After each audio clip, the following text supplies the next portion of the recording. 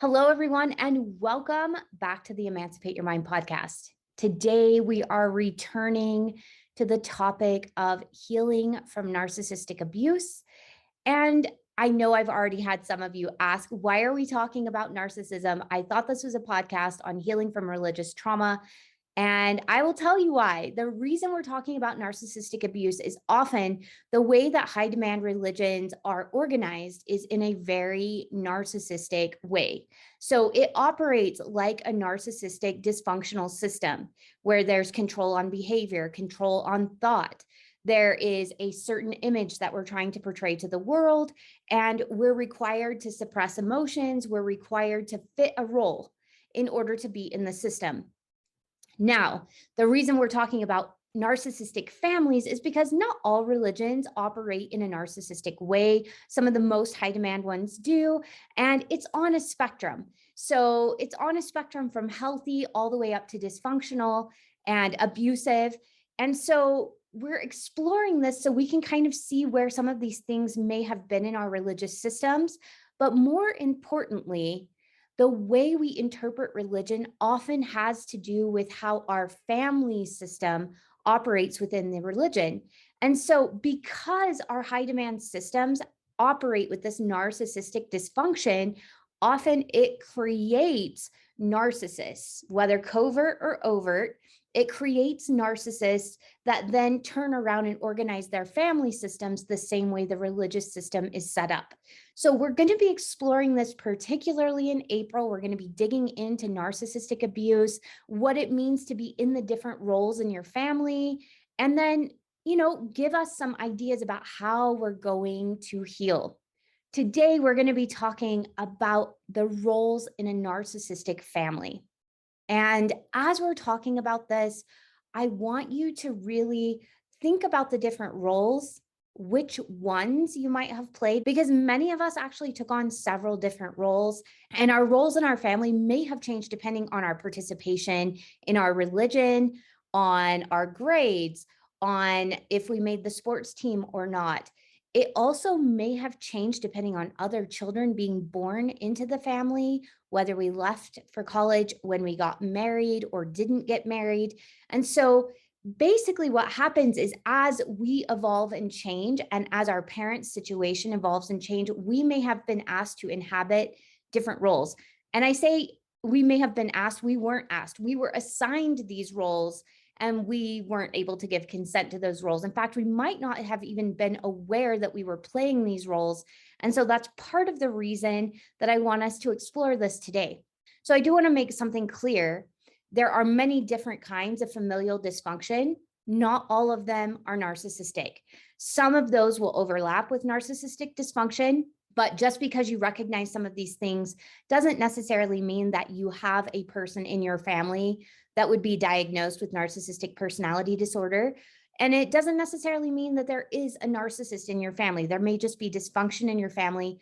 We're exploring this from a narcissistic lens, particularly because of the high demand mind control and how that operates like a narcissist. Okay. So this is both to help us get curious about our religious systems and our family systems. But just for ease of conversation, we're going to be talking about narcissistic family systems with parents and children, because often it's a little easier to pinpoint these ideas within a family system than it is within a larger religious system.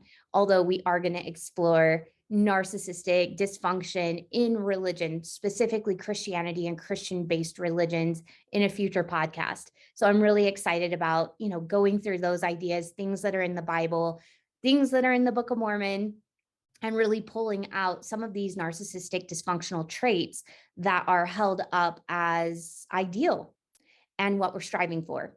So we will be talking about that. But right now, I really do want to focus on the families, because what happens so often for my clients is as we're processing religious trauma and as we're trying to make our religious transitions, one of the first things that we're most concerned about is usually, how do I tell my family? How do I fit into my family now? Or how do I relate with my spouse or my kids? We're most concerned with our close relationships whenever we're making these big transitions. So just to review what a narcissist is. Now, narcissism is a personality disorder that is diagnosed in the DSM-5, and there are several, qualifications that you need to meet in order to be diagnosed as a narcissist or someone with narcissistic personality disorder. Today, we're going to be thinking about narcissism not just in that very defined way, but on a spectrum of traits. So when you're thinking about your family system, you might notice some narcissistic traits or some things that are dysfunctional. That doesn't mean that someone in your family is diagnosable with narcissistic personality disorder. It may just mean that there are a lot of strong traits of narcissism that have been passed down, and these systems are acting out in your family. Okay. It's still traumatic, regardless of if there's somebody with narcissistic personality disorder or whether there are just some strong narcissistic traits happening in your family. It's still traumatic for children. It is still developmentally delaying for children. It can still emotionally suppress us. It can still leave us feeling like we don't know what our identity is. It can leave us with perfectionism and people-pleasing tendencies or overachieving tendencies, the inability to rest and take care of ourselves. There are all kinds of things that can happen. Anxiety and depression is another one. We can be left feeling really anxious about how we connect with others or how others view us or whether we're enough. So if you have any of those traits, this is going to be just an exercise to get curious about. You may get uncomfortable as we're talking about these things. I definitely have gotten uncomfortable as I've been studying about narcissistic traits because I have some. I have some narcissistic traits. I was raised in a family that has generations of narcissistic traits. I don't know if anyone in my family would actually be diagnosed with narcissistic personality disorder. And that's difficult as well because often narcissists don't go to mental health professionals to get diagnosed because they don't see anything wrong with themselves. They believe everybody else is the problem. So they don't seek help. They just believe everybody else needs the help. So it's often difficult because narcissists don't get diagnosed. So I don't know if I have anyone in my family that would be diagnosed with narcissistic personality disorder, but a lot of what we're talking about today, I relate with very deeply. And I even recognize some of these traits that I've brought with me into my adult life and maybe some of the ways that I've been slipping them into my family without realizing it. So if you get uncomfortable while we're talking about this, know that I'm right there with you. Know that most of our listenership is probably right there with you. If we're coming from high demand religion, we were trained to think like a narcissist. We were trained to take on traits of grandiosity, of feeling like we're better than other people, feeling like we're elite, while simultaneously feeling like we're not enough, feeling like we're deficient, feeling like, feeling a lot of shame for just being human. So that's a perfect recipe to create narcissism. And if you're feeling that, know you're not alone and know that being curious with it is a great way to keep from passing on these traits to our children. Even if you've already started implementing some of these things in your family, even if you found yourself doing what your parents or your grandparents did in their families, you can always recognize it, notice, oh my gosh, I am doing these things, and you can make a conscious decision to choose something different. All of us are capable of healing if we're willing to be aware and if we're willing to be accountable. So as we're talking through these things, notice when you get those pings of discomfort, when you feel that resistance, all of that's good information. So where you feel the resistance might be a place to get curious with whenever you feel comfortable doing that. Where you feel discomfort, also a place to get curious about, and where you feel grief because you might feel grief. Notice that as well.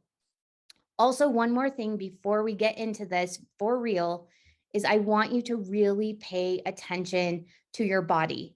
If you find yourself getting really anxious, if you find yourself feeling overwhelmed with grief, pause. Give yourself permission to take a break and process and to calm your nervous system. We're talking about some things that can bring back PTSD. We're talking about some things that can bring back CPTSD. These are really traumatic things. And it's going to take some time to process. I've been learning about this for months now. And there are times I have to put it away and take a break and learn about something different. And usually we have a podcast on something different during those times because I need to take a break and I need to process what I've already learned. I need to think about how that's showing up in my life. And I need to make some changes and kind of come to terms with things and grieve some things. So if you need to do that too, it makes sense. It makes sense. Give yourself permission to listen to your body, pause when you need to pause, rest for as long as you need to. We are not racing to heal ourselves here. I know some of us have this ideation that I will heal everything and then no one can reject me. If I heal all the things, if I heal all the trauma, if I fix all the narcissism, if I do all the things, then no one can reject me. People have to accept me. They have to love me, including myself. And that's not how it works. You're lovable and acceptable exactly as you are. You are lovable and acceptable when you are enduring the narcissistic abuse. And as you heal, and you may be healing for the rest of your life, these are deeply ingrained patterns from childhood. And they'll pop up when we're in different circumstances where we haven't had to deal with the pattern before. So we may be dealing with some of these patterns or some of the layers to these patterns for the rest of our lives. And that doesn't feel as overwhelming when we understand that we're worthy now and that we're, worthy of acceptance and validation and love and belonging right now. We don't have to heal all the things to prove that we're worthy. And that is a very narcissistic, dysfunctional belief that many of us picked up, is that we have to somehow do the work and be perfect in order to earn validation and love and belonging and acceptance and accolades and success and all of the things, that we have to rid ourselves of all imperfection, to be sin-free, to be offense-free in order to be worthy of those things. So just be aware if you notice that ideology coming up of, I have to push through this, I have to heal this, I have to fix this right now in order for people to love me or want to be my friend or to accept me and my family of origin or to finally make my mom or dad proud. Okay? So those are dysfunctional ideas that come from an unhealthy system. And if that ideation is there, that's okay. It makes sense that it's there, but be aware of it and start to become accountable for it and decide what you want to do to change it. And we're going to be exploring those ideas as well. Okay, so today I am drawing from some of the work of trauma therapist Shannon Thomas, and you're going to see me look off to the side because this is where my notes are, and I have pages and pages. I'm not going to go through all those pages of notes with you, but I'm just going to hit on the highlights. And her work was really, really helpful for me in really understanding why narcissism happens in the first place and what's going on. Reading her work allowed me to have empathy for the people who display a lot of narcissistic traits, including myself, and to also to start creating boundaries, to start creating places that I can be safe in my family of origin, in my extended family of origin, and with old friends from high demand religion. So we're going to delve into some of her work because I really like how she explains some of these ideas. Now, she says, growing up in a narcissistic family can feel like a big play. Everyone is assigned a role to make the narcissist look good in public, and in return, they hope to get love and affection. So everyone in a narcissistic family has a role. The narcissist is the starring role. They're the ones that run the show. Everybody else revolves around them. They call all the shots. And everybody else has a supporting role to play that builds up the narcissist. And they all do that. They engage in this subconscious contract with the narcissist, hoping that they can get love and affection and approval in return. We talked about codependency a couple of episodes ago. All of those supporting roles are codependent with the narcissist. And if we choose not to be codependent with the narcissist, because there are a couple of roles that choose not to fit, they choose not to engage in the narrative, they still play a role. and the role still serves the narcissist. And in some ways, that's still a little bit of codependency. So it's something to be aware of. Now, to those of us who don't understand how narcissistic personality disorder comes about or how those narcissistic traits come about, this can feel really unjust, and it is really unjust. And it can feel like it's really evil, especially when we come from high demand systems where things are either righteous or evil, good or bad, right or wrong. I want us to understand that the narcissist, their most basic need is to protect themselves from an unresolved and destabilizing sense of inadequacy established in early childhood. So these people, when they were children, they had a really destabilized sense of attachment with their parents, and it left them feeling inadequate. And so what they do is they adopt a grandiose persona, which may be overtly or covertly expressed. So they adopt this kind of alter ego that is all the things that they want to be, all the things that they want the world to believe about them, all the things that they believe will give them all the accolades, the acceptance, the praise, and the validation that they didn't get as children. And I like this definition as well. It says a person with narcissistic personality disorder, and I'm going to throw in there even somebody with strong narcissistic personality traits, experiences disrupted attachment with caregivers early in life that impedes healthy emotional development.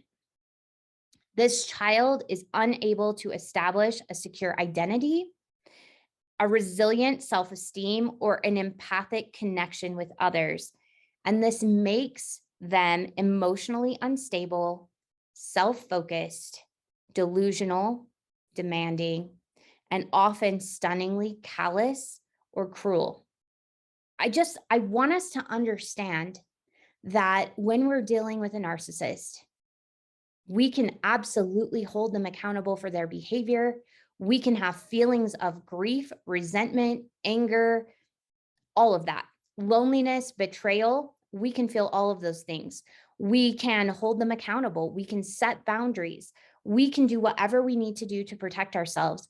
And if we're raised by narcissists, often we have some of these traits ourselves. By having empathy for our parent or grandparent or aunts or uncles or siblings that display these traits, by understanding what can create this in other people, we also offer ourselves compassion, which allows us to heal. So having empathy for the narcissist in your life while setting boundaries, while creating healthy space for yourself, doing whatever you need to do, whether that's completely detaching from the family, whether that's deciding exactly how long you can spend with your narcissistic parent, sibling, aunt, uncle, or grandparent, all of that allows us to heal.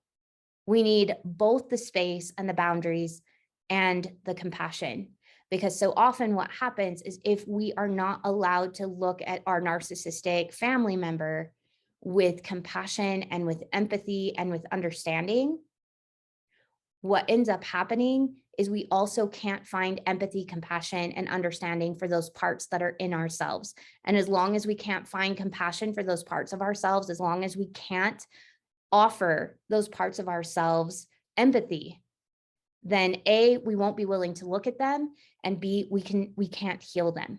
Because in order to heal those parts of ourselves, we have to be able to accept that they're there first. And it's hard to accept that things are there first when we loathe them in other people.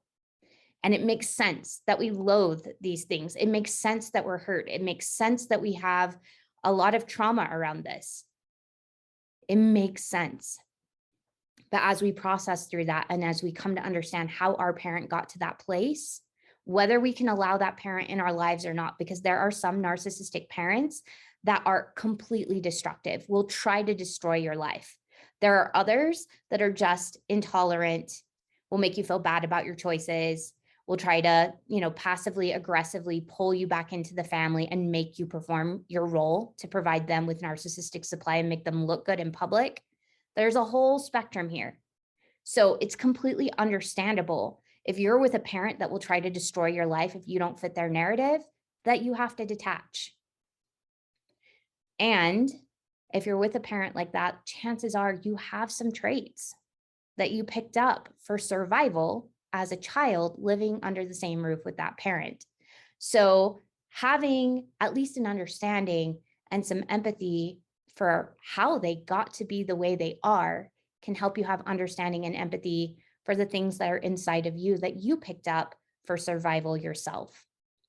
Even if those things are different, even if they're in response, but different, we pick up dysfunction when we're raised with dysfunction. And we're going to talk about all the different roles that dysfunction may look like and how we all fit into this play that we're putting on, this show that we're putting on for the world as a narcissistic family. So when we're in a narcissistic family, what often happens is we feel detached from one another. We feel like we can't trust one another. We don't feel safe with each other, but we're expected to put on a happy and successful facade. So often the play or what we're projecting out to the world is decided by the narcissist. They decide what grandiose image they want to portray to the world, how they want to be seen, how they want to be portrayed, and they set the stage. And this is usually done subconsciously. It's not like narcissists are sitting there going, ha, ha, ha, ha, ha, consciously deciding, how can I ruin my children's lives? How can I make everybody feel insecure? They're not doing this consciously. This is a very subconscious process where they're deciding what would make them look good and what gives them the greatest likelihood of getting the validation and attention that they feel like they're lacking. Because remember, narcissism is two sides of a coin. On one side, you've got this grandiose image of this amazing person, super smart, super successful, super beautiful, whatever it is, the image is that they value. And on the other side, you have somebody who feels deeply insecure. So subconsciously, they're looking for, how can I make people view me as a successful, beautiful, accomplished, put together, pious person? How can I get people to see me as worthy or enough? And we can all understand that. We all crave connection. We all crave validation. We all crave to be seen and heard and loved for who we are. But when we have this deeply wounded sense of self and we don't know who we are and we don't feel worthy and we're worried that people will know that we're not worthy of love and belonging, sometimes we can reach for this inflated sense of self, this self-importance that we put out there. And it's going to look different whether we're an overt, grandiose narcissist. That's somebody, we all know what this looks like. It's the braggart. It's the person that always has to be the best in the room. They one up your story. They put you down if, you're making them look bad. It's that person. But I find that more often than not, my clients are saying that their parents are more covert narcissists. And that's been my experience as well. I find that covert narcissists tend to be attracted to high demand religion more than overt narcissists. There are definitely some overt narcissists in high demand religion, but covert narcissism fits really well with high demand religion because we can, put on this facade of humility and piety. We can go do service. And we also feel like we're better than other people. We're looking for that sense of grandiosity, but we do it in a more of a covert way. I have definitely engaged in this, feeling like I'm better than other people, being grateful I was part of a high demand religion and the chosen tiny 0.2% of the world's population that was going to be going to the highest degree of heaven. I have engaged in that thought behavior before because I also felt highly inadequate underneath it all. And there's this crazy system that goes on where you're held up like you're the chosen and you're sinful, carnal, lustful in your natural state. So it really is this confusing message back and forth. So it makes sense, right? So the narcissistic parent chooses what the play is. They choose what they're trying to project out into the world, and it depends on what they value. Now, there are a couple of things that pretty much all narcissistic families want to convey to the world. The first one is we're a happy family. And this is used to really kind of bolster the reputation out in public. Like, if we're a happy family, we're doing something right. We're good parents. We're good people. And children in these kinds of systems, they're expected to be perfectly well behaved, well groomed, well behaved, like everything on the outside looks good. The problem with this is that the children's emotional needs often aren't met. They're not allowed to feel disappointed. They're not allowed to feel betrayed. They're not allowed to feel angry. They're not allowed to feel resentful. They're not allowed to feel any of those things. But on the outside, they have to portray that everything's okay. And because the narcissistic parent is not capable of feeling their own feelings, they have disembodied to survive their childhood. They're not emotionally available for their children. And then they're expecting their children to show up as perfectly well behaved in order to bolster the narcissist's sense of self out in public and to get those accolades, to get all those people saying what a good parent they are, how well behaved their children are, what a great Christian they are, obviously, because their kids are so good. And then what this does is it causes the children to disembody from their own emotions. So they dissociate because their emotions are not allowed, and they're not allowed to voice them or acknowledge them. The only thing we can do at that point, because it's so painful, is to dissociate or numb. So we numb that emotion. We put it down in a box, we bury it inside of ourselves, and we pretend like it's not there. And instead, we put on our happy face and we show up to church, we show up in public, we show up to school, pretending like everything's okay. And we slowly, by increments, lose our ability to feel until we feel either empty, numb, or what starts to happen is we've suppressed so much rage and resentment that it comes bursting out of us in these explosive moments. And that was probably my first hint that something was wrong, is I couldn't suppress my rage anymore. I couldn't suppress the upset that I had been shoving down for pretty much my entire childhood, throughout my teen years and my early 20s. I couldn't suppress it anymore as I neared 30. And I didn't know what was wrong. I was angry all the time. I felt so much rage. And what was happening is I had suppressed so much of these negative emotions and had numbed them and dissociated from them. I just couldn't hold anymore. And it would come out in these bursts. And then I'd feel huge amounts of shame for having these outbursts. And add on top of it, motherhood, which I think had a lot to do with finally coming to terms with this. Add on top of it, motherhood and what that meant for me, as well as my care and concern for my child. And it really all just came to a head. So this happens to children in narcissistic families or dysfunctional families. Our emotional needs are not met. We have to dissociate in order to survive. In order to make it through our childhood, we have to dissociate from our painful feelings.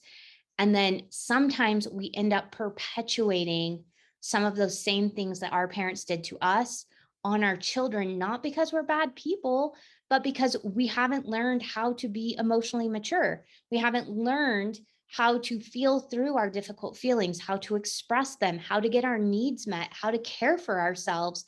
And because we can't do that for ourselves, we also can't do that for our children, because we can't give to someone else what we don't have ourselves.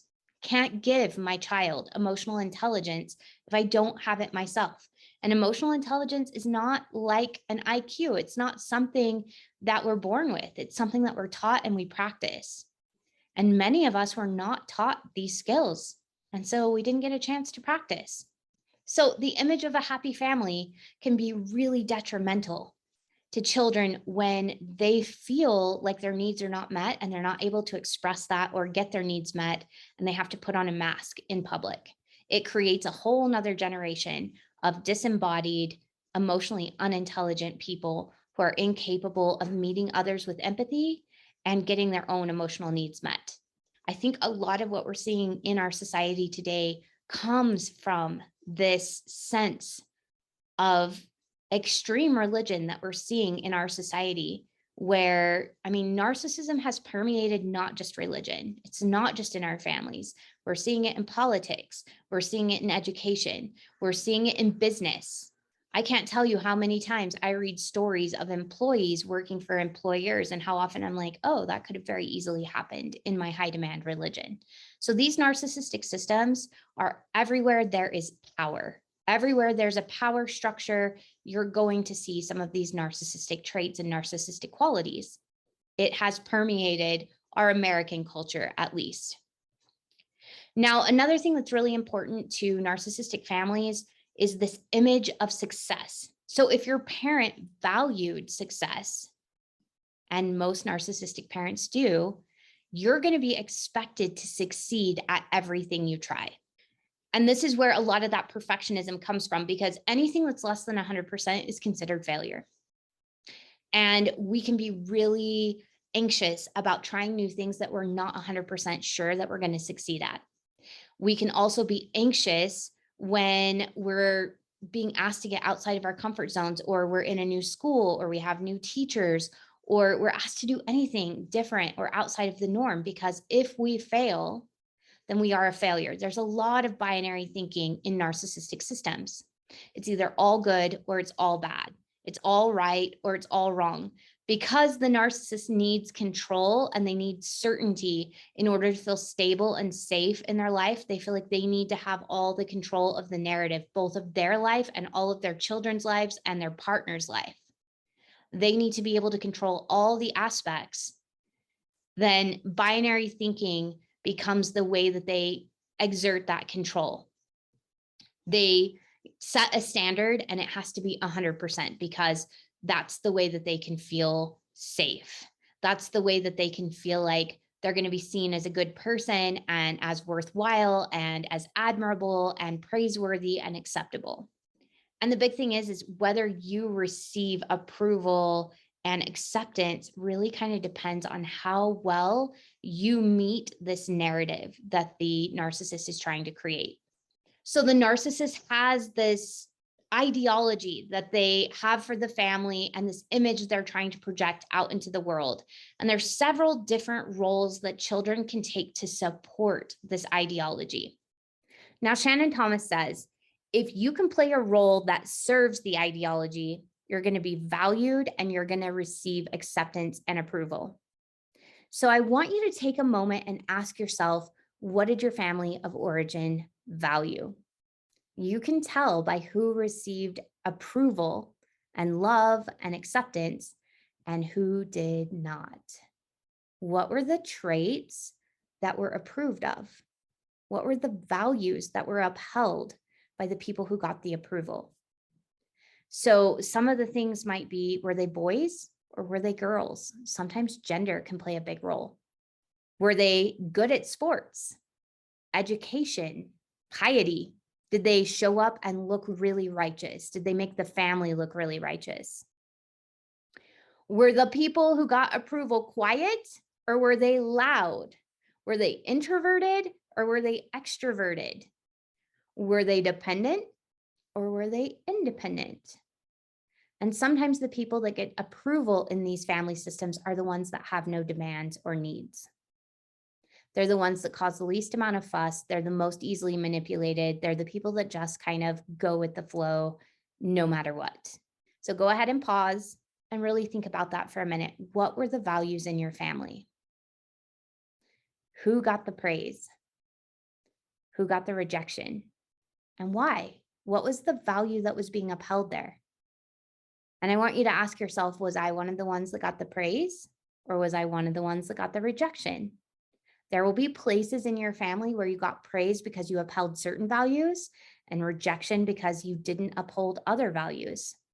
And you may have received more rejection for the values that the narcissistic parent felt were more important, and less rejection for ones that maybe were seen as adjacent to the main core family values. And now what I want you to do is I want you to ask yourself, are those your values? Sometimes what happens is we continue to reject ourselves and to beat ourselves up when we're not meeting the family or the system values. we internalize this idea that we deserve to be rejected, we deserve to be flogged, we deserve to be ignored, or we deserve to be shamed because we're not meeting the values of the system or the narcissistic parent. But actually, the reason we were rejected is because we were living by our own set of values. So I want you to ask yourself, especially for the ones where you were rejected, are those my values? Is that something I value?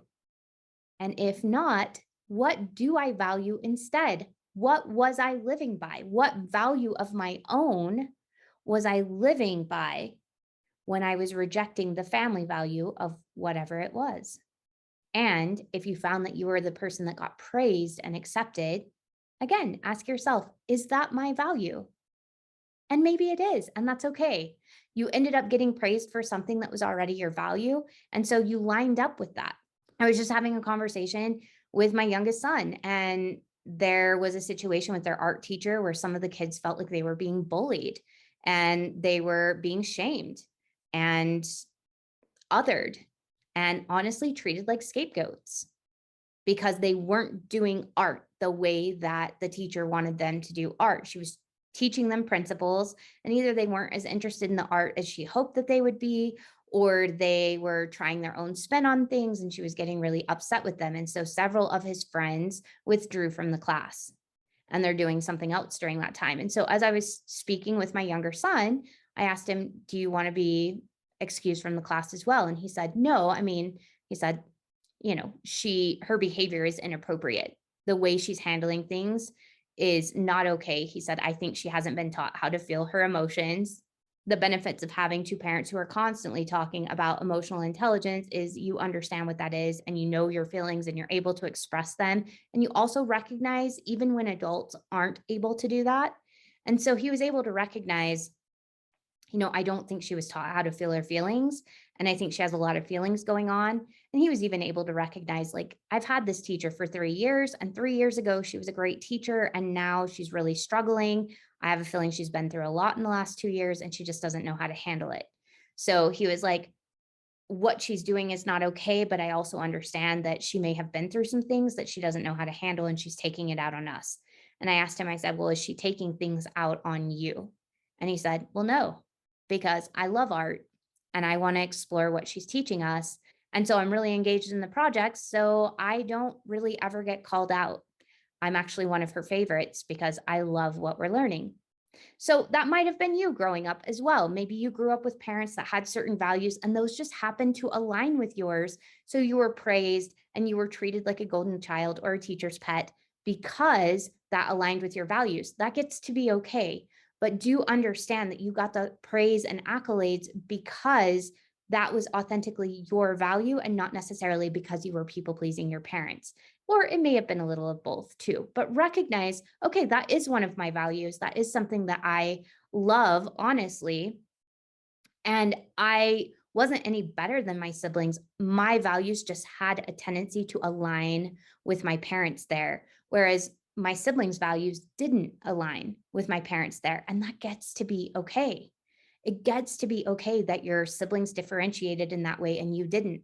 My guess is you had some other places, especially if you're listening to this podcast, you had some other places where you differentiated that your parents didn't like, even if that happened later in life, like it did for me when I was 37. The next thing that will determine your role in a narcissistic family is going to be how well you sell the image that the narcissist is trying to display to the world. So if you represent your family enthusiastically, then you're going to receive more points. But if you're unable to project that image, or if you just don't want to project that image, if you're not buying into what the family's trying to sell, then you're going to find that you're going to be the object of shame, resentment, and even sometimes just completely being ignored. Often the people that are in those situations tend to be the ones that either become lost children, which we'll talk about in a minute, or scapegoats, or both. So just know it's all about, can you serve the ideology? How well do you play the role and how well do you sell that role to the rest of the world? All right. So let's hop into these roles. What are the roles that we play in a narcissistic family? We're just going to kind of overview today what the different roles are so you can start getting curious about that. And in our next episodes, we are going to dive into the two main roles, which are golden child. This is the child that really kind of embodies what the parent wants to be seen as. So what happens is sometimes this child is an infant and the parent will superimpose this kind of idea, this alter ego onto this child and decide that that's who this child is and will raise and condition this child to become that thing. And as long as the child complies, they're going to receive lots of love and affection and attention. They're going to be treated like they're special, that they're different. Because remember, the narcissistic parent is trying to portray this alter ego, is trying to portray this narcissistic grandiose self out into the public. And they believe that that is like the best person ever. They've created this kind of mythological creature. And by putting that on their child, what they're doing is they're showing themselves. It's almost like their way of creating a reality for themselves that they are this person because look, I've passed these traits on to this child. So they celebrate. Often the child will have something that the parent already values. So let's say the parent values image, for instance. If the child is born and is a beautiful baby, or at least if the parent believes that the child is a beautiful, attractive, happy, easy to get along with child, then that child will become the golden child. But if the child is born and the parent perceives that child as awkward or unattractive, they may actually treat the first child as the scapegoat and the second child as the golden child. So it's whatever the parent values. It has nothing to do with the child themselves. It's all about what makes the parent look the best. So they're going to choose the child that is the most easily malleable into this alter ego, into this like ideal self. So whichever child is most malleable and whichever child like already sort of embodies those values. It's hard to tell if your child embodies, education or intelligence at infancy, which is why sometimes those roles shift. So you may have a child that's a golden child as an infant, but let's say they end up, not being interested in studying, or maybe they end up being neurodivergent, or they end up, something happens developmentally that makes the narcissistic parent believe, okay, this doesn't reflect as well on me as I thought it did. They will switch to another child and make that child the golden child. So these roles can shift. So you could have been assigned golden child status early in life and then had it changed to another sibling and then had it change, or throughout your life, it may have changed depending on the circumstances, depending on your parents' mood, depending on a whole bunch of things, right? So for instance, in my family, I was the golden child, the golden grandchild. I was the firstborn grandchild. So I was the golden grandchild in one of my sets of grandparents. And I was favored, like obviously favored over other grandchildren. I was invited on trips with my grandparents. I was given special toys and special treats. I got to spend the night more than anybody else got to spend the night. And that created all kinds of tension in our family, all kinds of jealousy, all kinds of competition, all kinds of hurt feelings and feelings of betrayal. Also, in my family of origin, I was conditioned to be an ideal self for someone else as well. So I was even named after the person that my parent thought was ideal. And I was told all about this ideal person. I was told how she would act in difficult situations. I was told how kind she was to my parent growing up. I was told how she was a good girl. She was a popular girl. She was a kind girl. And I had this kind of figure set up for me.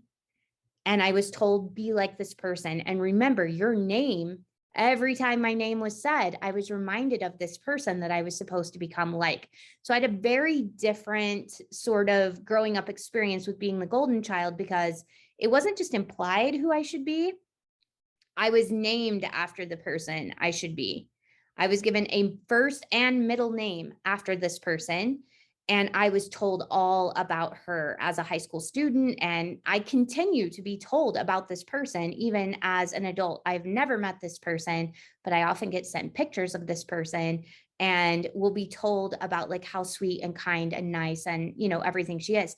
I did end up being a lot like this person. And some of those values do line up with my values. Now, will I ever know if I would have had those same values if I had been raised differently? No, I won't. I will never know if some of my personal values were ingrained into me or indoctrinated into me as a child. I don't know, but empathy and kindness seem pretty important to me. Um, you know, doing good in the world seems pretty important to me. Like, making the world a better place, however I see fit, seems pretty important to me. It's the reason I'm doing this podcast. But there are other parts of that identity I don't identify with anymore, like being the super religious good girl, setting the example for the entire school. I had a lot of pressure put on my shoulders, even as a small child, of feeling like I had to be like the most popular person in the room, but also this like religious good girl person. And it created all kinds of conflict.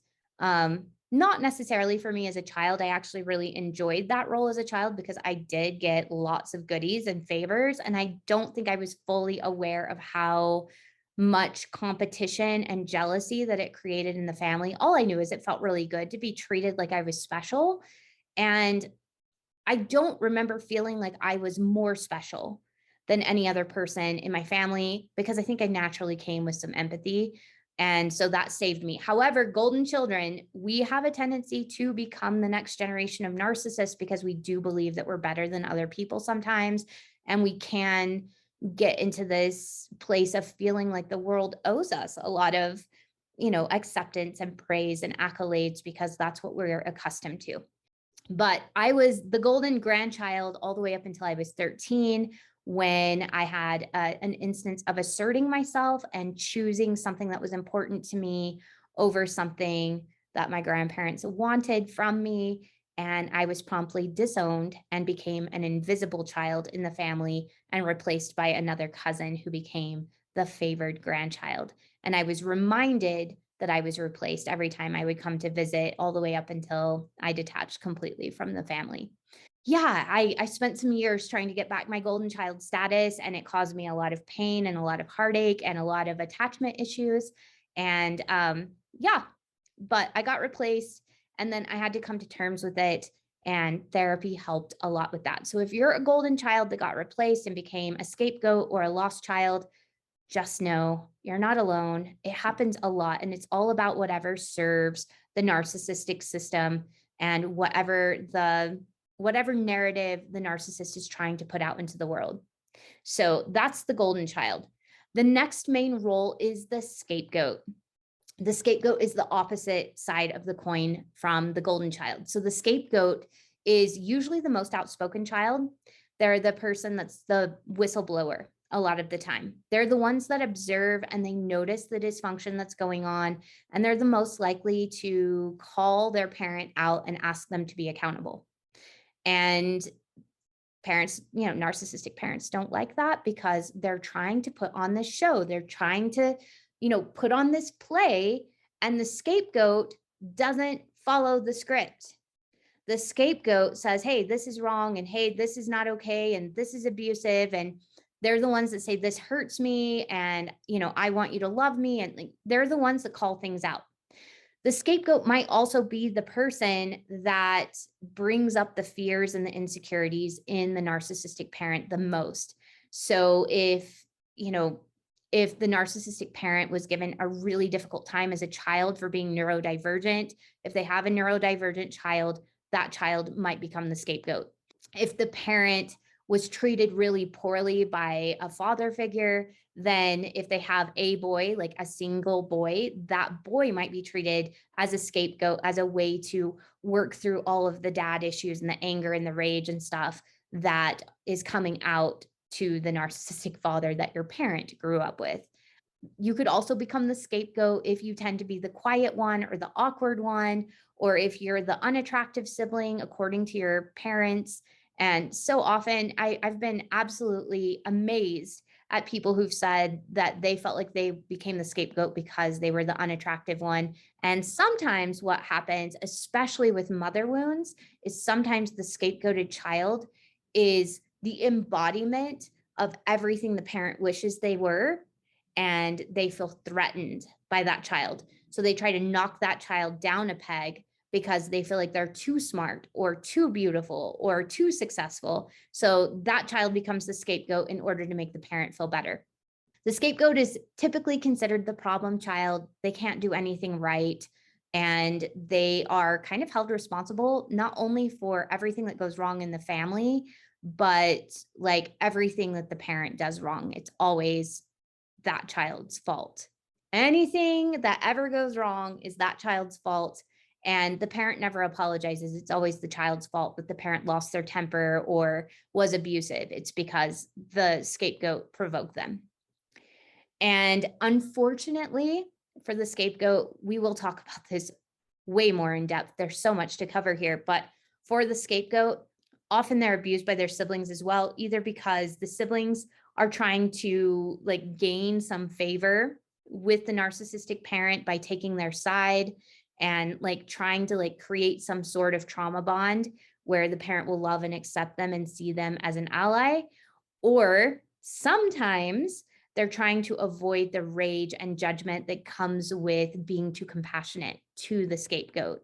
Family members that give too much love and compassion to the scapegoat are often cut off and they become lost children, or they become scapegoats themselves because they're not following the family narrative and they're not aligning with the narcissist. So sometimes they'll engage in abuse of the scapegoat as well in order to avoid that happening to them. It really does become like the Hunger Games in a narcissistic family where there's a set amount of love in supply and everyone's at the cornucopia. If you haven't seen this, it's this main area where all the main supplies and food are. Everyone's at the cornucopia, like battling each other to the death for the scraps of love and affection and attention that the parent has to offer. There's never this sense of there's enough love for all of us. There's enough acceptance for all of us, that all of us are allowed to be ourselves and we're welcome here. There's a place for me no matter what. There's this very real sense of there's only enough love. I can only have one favorite child and I can only love and accept one person at a time. So who's it going to be? And why they do this is because it creates all this competition. Everybody's fighting for your love. It's kind of like when, you're dating and there's like 2 or 3 people interested in you. It feels really good because everyone's kind of vying for your attention and vying for a chance to go on a date with you. But your narcissistic parent does that as well. They want everyone to vie for that attention and vie for that spot to be right next to them. And that feels really validating for someone who didn't get that validation as a child. So remember, your parent's inner child is completely driving the car, and you've got this like 3, 4, 5-year-old self that is just looking for love and attention, and they will create all the chaos. They will burn the world down, including their own children and grandchildren, in order to get that gap inside of themselves filled and feel worthy and feel like people love them and want to be around them. And subconsciously, they're doing this subconsciously. They're not conscious of it most of the time. Most of the time, they're not aware that they're creating so much chaos and harm in their wake. They see themselves as blameless, actually. So their conscious reality is they're not the problem. Everybody else is the problem. I don't know why my children don't get along. I don't know why they compete with each other. And I don't know why they have so much trauma and so many problems with one another. I taught them to love each other. It's obviously their problem. I don't know what the problem is. All right, let's talk next about the lost child. So the lost child is typically the 3rd most popular role in a family. And while the golden child gets all of the praise and accolades and can do no wrong, and the scapegoated child is the one that's the problem child and can do no right, the lost child is invisible. The lost child often gets neglected. Their needs don't get met. Sometimes, like, they're the ones that don't get taught the skills in the home. They're not allowed to have needs. They have a tendency to be really withdrawn. They tend to be the quietest child in the family because they've learned that even if they say something, no one's going to listen anyway. Their needs aren't going to be met anyway. So they have a tendency to really withdraw and hide inside of themselves. They can become kind of antisocial, even with people outside of their family. Since it's not safe in their family, they have a really hard time making connections with people outside of their family too, because it doesn't feel safe. And this can persist all the way into adulthood. So they really miss out on some key social interactions because they don't see the point in reaching out to other people, because the people closest to them have treated them like they're nobody, they're nothing, their needs don't matter. And this can even go so far as like not getting adequate food, adequate clothing, or even adequate medical or dental care. So often what will happen is narcissistic parents will take care of this child only to the point where no one will ask questions. And then the child is kind of left to take care of everything else themselves. So that's something that can happen. The next role we're going to talk about is actually one that is usually filled by the other parent. And this is the enabler role, but it can also be filled by usually a female child. So usually a daughter. The enabler is usually an empath. They're usually codependent. So you've got the narcissist running the show. The enabler is the person that doesn't ever call into question the narcissist behavior. They don't protect anyone else. They don't ever whistle blow. They spend their time trying to keep the peace. So they're taking care of the narcissist's feelings and emotions. They feel personally responsible for keeping the narcissist calm so that they can protect the other people in the home. And they often choose not to have needs. So they have needs, they disembody from them, they shove them down, and they put themselves last, and they take care of everyone else. So they're taking care of the narcissist, trying to keep them from blowing up and, taking it out on someone else. When they do blow up and take it out on someone else, not only do they calm the narcissist, then they turn and they take care of any people that were in the wake of the harm, and they'll try to make sure that they're all okay. What happens is because they're so busy putting themselves last and giving and helping and trying to like smooth everything over, these people often have a tendency to have a really hard time receiving rest or help or support themselves. They often get into caretaking roles like nursing, like therapy, like coaching. They like to take care of other people. They've found in their family system that their worth comes from what they can do for other people. They're only lovable and valuable when they're doing something for other people, when they're giving of themselves, or when they're being selfless. And religion becomes a great place for these people as well, because a lot of those messages are perpetuated because they work really well with narcissists. So we've got covert narcissists, typically in religion, that are feeding off of these enablers, these codependent people that get their sense of self from being needed and providing service for other people in order to get a sense of validation and worth in return. And probably the last thing I want to say about enablers is they really have a hard time with relationships because they only know how to do, they don't know how to be. So it's really difficult for enablers to engage in relationships because they almost like need a checklist of I need to do this and this and this and this and this, and then bam, we have a relationship. They're not really sure how to just be and be open and share and be intimate. That's really difficult for them, and it feels really scary for them. The next role I want to talk about is the surrogate parent / the hero. So the narcissist is really busy just thinking about themselves. That's really all they're doing. They might be really engaged with the golden child and the scapegoat, kind of doing that triangulation and getting all of the supply that they need. And the enabler parent is busy trying to like smooth over everything for the narcissist, for the scapegoat, and for the golden child. And so often there is a surrogate parent, especially if there's a lot of other kids. So both parents are too busy with the chaos. So there has to be somebody who takes care of the younger kids' needs. And so there is somebody that's assigned to the role of the surrogate parent. This person is responsible for kind of shoving again down their needs. They're not allowed to have needs.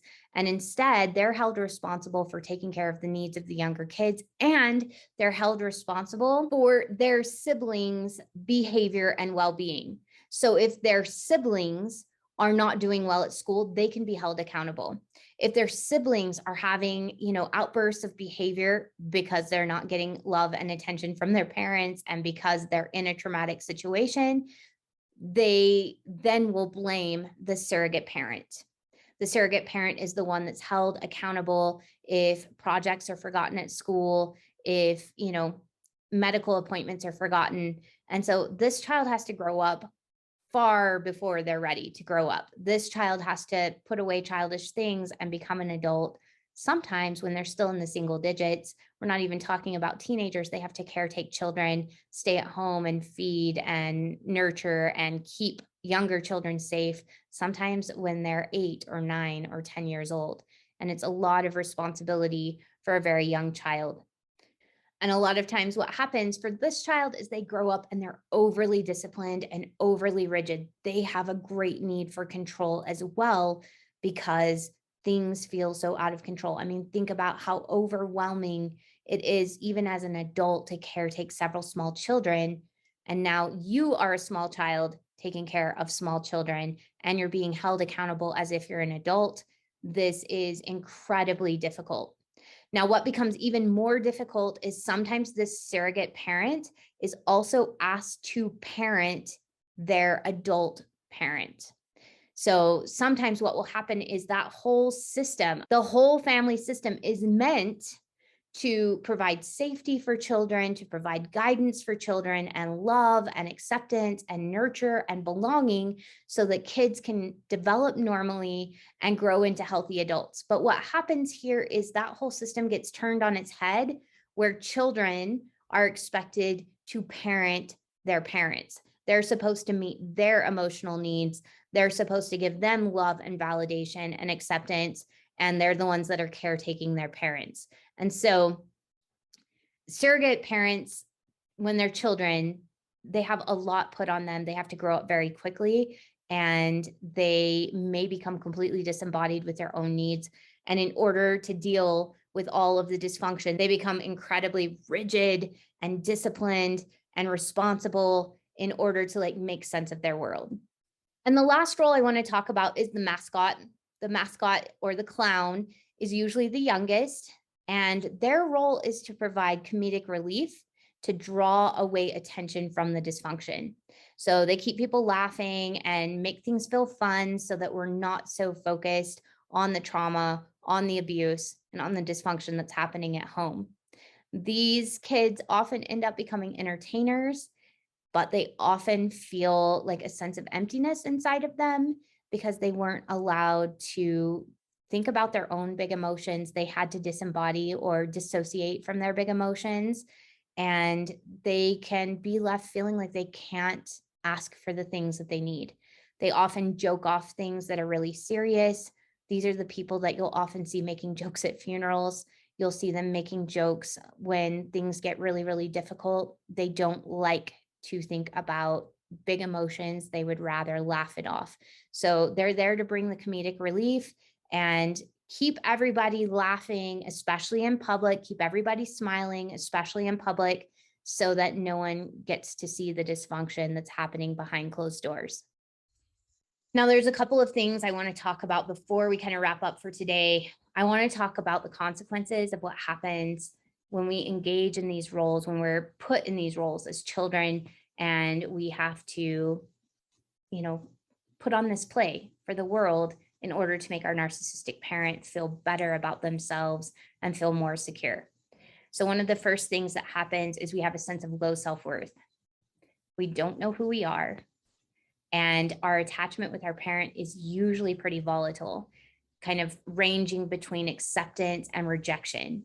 depending on the circumstances, depending on our choices, depending on where our parent is and what mood they're in at the time. And so we can have a really anxious attachment with our parents. And it leads to a sense of unsafety in the world and with ourselves. And it leads to this sense of low self-worth. And this is true for everyone, including the golden child, which we'll get into more later. So there's no role that's safe in a narcissistic family. It's not like there's good roles and there's bad roles. All of the roles have drawbacks, and all of the roles lead to low self-worth. All of the people in a narcissistic system grow up to believe that love is a limited commodity and that it has to be earned by your actions. So everyone in a narcissistic system has a very performative view of love, that they have to do certain things in order to be rewarded by love. And so for some families, that might be gift giving, or it might be caretaking, or there's all these different things that we might feel like we have to do in order to be worthy of receiving love. And this can become really difficult in our adult relationships, where we're bringing our kind of warped sense of what love is into a relationship. Either we're going to be with a healthy partner and we're going to feel unsafe because we don't know how this healthy system works, and we're not used to getting vulnerable because vulnerability is really scary in a narcissistic family. Or we just, we feel uncomfortable. We feel like a fish out of water. We feel like a fish on land. And either that's going to happen, or we're going to attract a narcissistic partner. That's what's going to happen. We're going to attract codependency because that's what we're comfortable with. So when we believe that love is a limited resource that we have to earn, we're either going to play that out, or we're going to be with somebody that feels healthier, and we're going to go through the discomfort of having to unlearn those things. And there's going to be friction as we're unlearning those things. The next thing is there's often a lack of trust for people that come from these systems. We've all been putting on masks. Even at home, we've been putting on masks. We don't feel comfortable getting vulnerable. Your vulnerability can be used as a weapon against you. Years later, if you share something really vulnerable, it might be weaponized against you.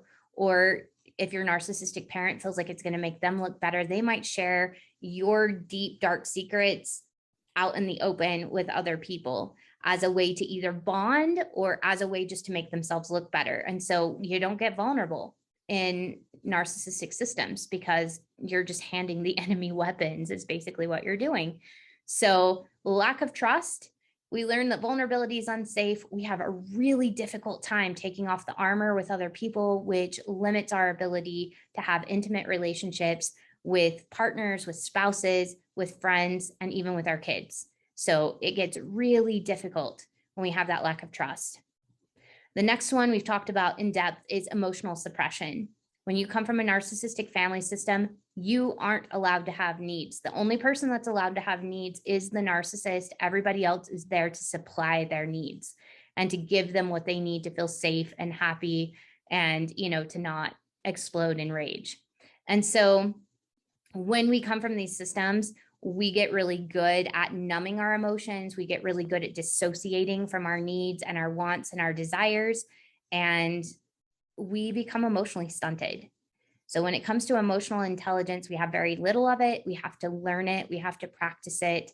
And it's something that it takes a lot of time to learn how to do that when you're coming from these family systems. If that's something you want help with, remember, I do have the app, Emancipate Yourself app. It's on Google and Apple. And we specifically go into how to undo emotional suppression, how to get back into our bodies, and how to reclaim our identities. So it's going to help with emotional suppression. It's going to help with self-worth. It's going to help with trust. You're going to learn to trust yourself, to accept yourself, and to feel all the things so you know who you are. So if that's something that you would like to go check out, there's a 7-day free trial. Please go check it out. Head over to the Emancipate Yourself app and, join us for one of the calls. We have a call every week on Monday, and I would love to talk with you and hear your story and, hear whatever questions you have and have a chance to answer those live for you. Free 7 days. And then after that, it's $39.99 a month. I try to keep it as inexpensive as possible so that it would be accessible to as many people as possible, so that it's a win-win for everyone involved. And we're in the middle of creating a new course that talks about holding yourself through the discomfort of growth and why growth is uncomfortable in the first place, and kind of addressing some of these things that come from high demand systems like binary thinking, like the inability to make mistakes, and just all of those things that come up, like sitting with ourselves whenever we backslide, whenever we go back to old patterns. I still go back sometimes to my narcissistic patterns because they feel comfortable. It's what I'm used to. So when I'm in uncertainty, when I'm afraid, I can revert back to perfectionism. I can revert back to people pleasing. And sometimes I can become the narcissist. Sometimes I can, have those narcissistic traits because I feel so insecure and I want people to see me in a better light. So this new course is all about sitting with yourself in that mess, holding yourself with compassion, and allowing yourself to continue to grow so that you can get the life that you want to have, the life that fits you well, and become your favorite version of yourself, as Cherie said in our interview like a month ago. I loved that idea. Your favorite self, not your best self, because I don't know that we ever arrive at our best self, but we can arrive at our favorite version of ourselves right now, and then continue to grow into our next favorite version and our next favorite version. And last, anxiety and depression are a big deal when we're coming from high demand systems, because we have so many feelings often stuffed inside of ourselves. We don't have a sense of self. And that can leave us feeling really anxious about who we are and how we fit in the world and how we attach with others, and if we're likable and if we're lovable and if we're enough. And just all of that can lead to senses of anxiety and depression. So those are some of the things to look out for. And then last, the thing I want to talk about is why we perpetuate these systems whenever we become older. So sometimes we repeat these patterns. I know I've talked with some of you in my Instagram messages and on the Facebook group, where some of you have said, I came from a narcissistic family and then I realized I married a narcissistic person, or I think I might be a narcissist. I think I might have some of those traits. And we've had some great discussions about that. And here are a couple things I want you to know. The first one is sometimes we gravitate to these systems because they feel familiar. We're familiar with narcissistic systems. It's the reason why when you've been a part of a high demand religion or a cult, you're more susceptible to mind control in other groups. It's what feels familiar. It's what your nervous system is used to. Doesn't mean it's good for you. Doesn't mean you like the results, but it feels safe because you know what's likely going to happen. You know the rules of the game. And so we engage in this because we know the rules. We know how the game is played.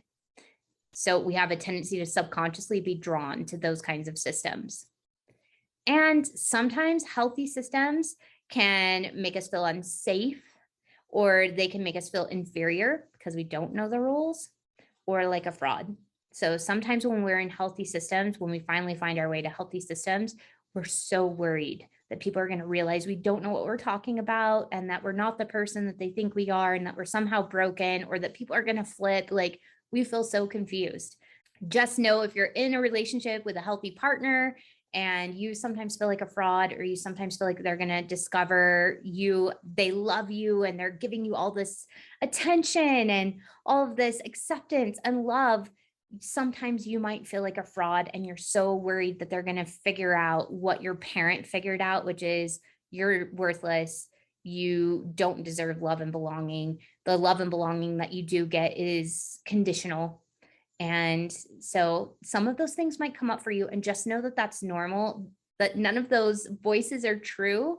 It's your inner child saying, but the old system, we had to perform in order to get love. We had to perform in order to get acceptance. And this person's just accepting us for who we are. And they love us, and they love us when we're angry and when we're sad, and they love us when we're happy and when we're successful. And we don't know what to do here. Like, when's the switch going to flip? Like, I'm anxious because I'm waiting for the other shoe to drop. That comes from that anxious attachment that we had with our narcissistic parent, or with our dysfunctional parent, or our emotionally immature parent. And it's just our inner child freaking out, not understanding that this is actually a healthy system, and some people live in healthy ways, and you've managed to find yourself in a healthy system. And yeah, that acceptance is real. Like, you get to you get to enjoy being loved for you and not because of what you do for other people.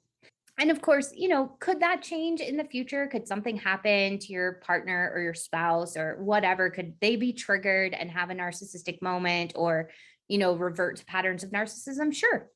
And at that point, you reevaluate and decide, what boundaries do I need? How can I hold you accountable? All of those things. So doing that work on yourself is going to allow you to risk showing up in relationships and allowing yourself to risk taking off the armor that you made for yourself to survive your childhood to allow you to actually get close to other people.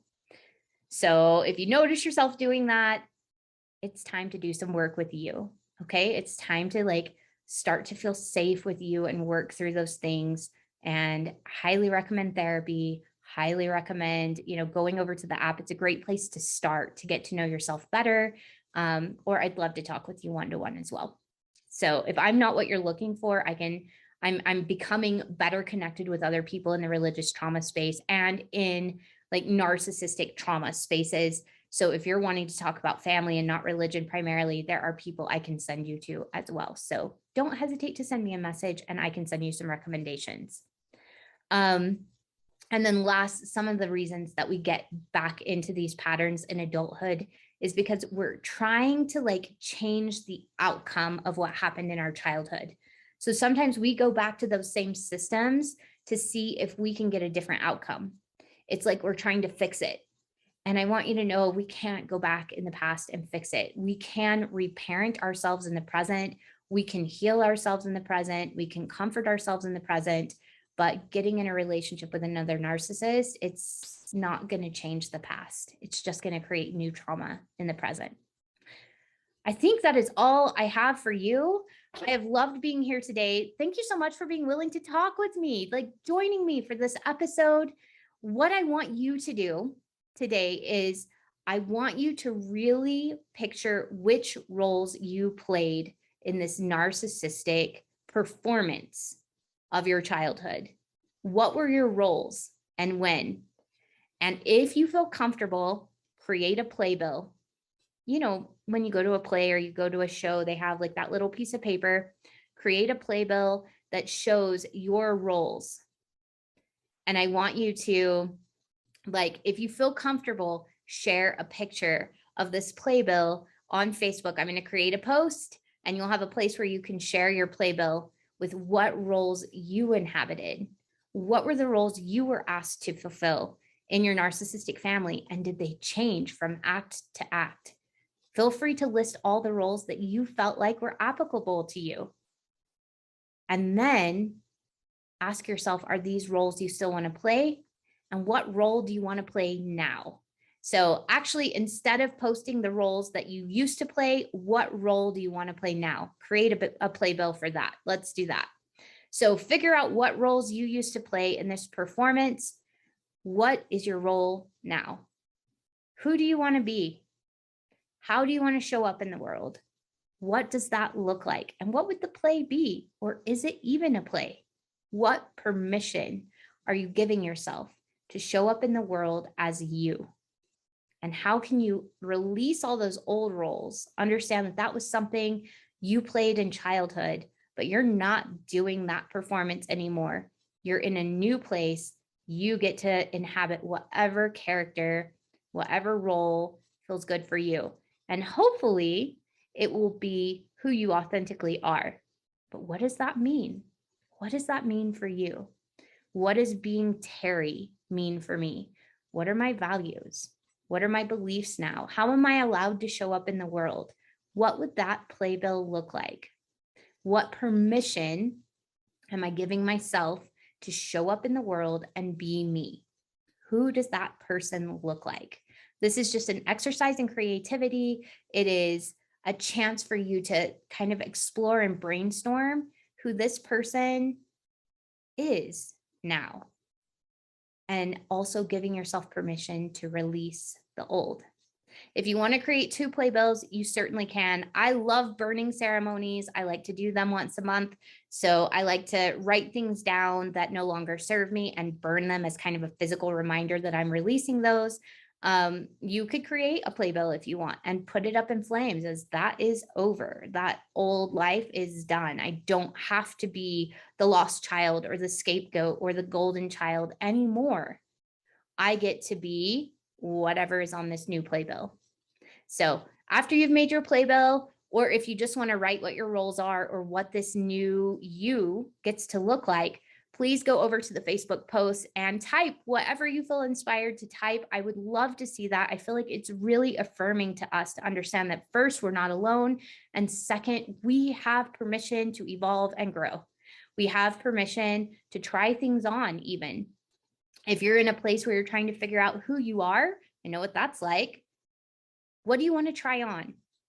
If you don't know who you are or who you're giving yourself permission to be, what do you want to try on? What role would you, be excited to try on and see if it fits, or what parts of it fit? That's all part of finding your identity as well. But figure out what you want to try on and put that on your playbill if you would like, and share that in the Facebook group. So the links to all of those things are in the show notes. Thank you for being here with me today and spending this time with me. It means so much. And I will see you next Sunday.